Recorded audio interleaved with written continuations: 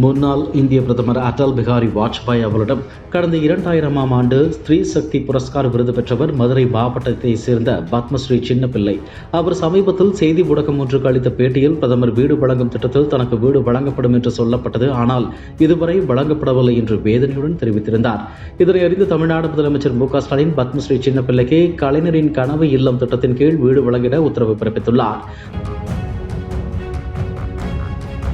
பத்மஸ்ரீ சின்னப்பிள்ளைக்கு ஏற்கனவே அரசால் வழங்கப்பட்டுள்ள 1 சென்ட் வீடு மனையுடன் பில்லுசேரி ஊராட்சி திருவிழாப்பட்டி கிராமத்தில் கூடுதலாக 380 சதுர அடி நிலத்திற்கான பட்டா வழங்கப்படுகிறது.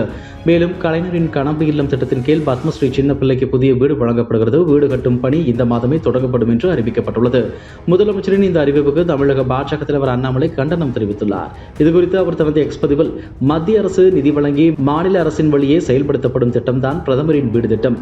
பயனாளிகளை கண்டறிந்து மத்திய அரசின் நிதியை கொண்டு சேர்க்க வேண்டிய பொறுப்பு மாநில அரசிடம் உள்ளது என்பது கூட தெரியாமல் முதலமைச்சர் ஸ்டாலின் அவர்கள் இருப்பது வேதனைக்குரியது. கடந்த 2 ஆண்டுகளாக பத்மஸ்ரீ சின்னப்பிள்ளை அம்மா அவர்களுக்கு வீடு கட்ட நிதியும் இடமும் வழங்காமல் அலைக்கழித்திருப்பது என்பது திமுக அரசின் மீது சுமத்தப்படும் குற்றச்சாட்டு என்பது கூட தெரியாமல் அரசியல் செய்ய கிளம்பியிருக்கிறார் முதலமைச்சர் ஸ்டாலின்.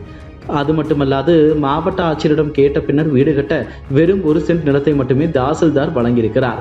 அது குறித்து பலமுறை முறையிட்ட பின்னரும் அதற்கு எந்த தீர்வும் காணப்படாமல் புறக்கணிக்கப்பட்டிருக்கிறார் பத்மஸ்ரீ சின்னப்பிள்ளை அம்மா அவர்கள்.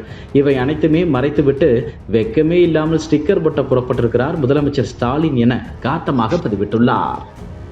இதுபோன்ற செய்திகளை மேலும் தெரிந்து கொள்ள எங்களது யூடியூப், ஃபேஸ்புக் மற்றும் ட்விட்டர் ஆப்களை சப்ஸ்கிரைப் செய்யவும்.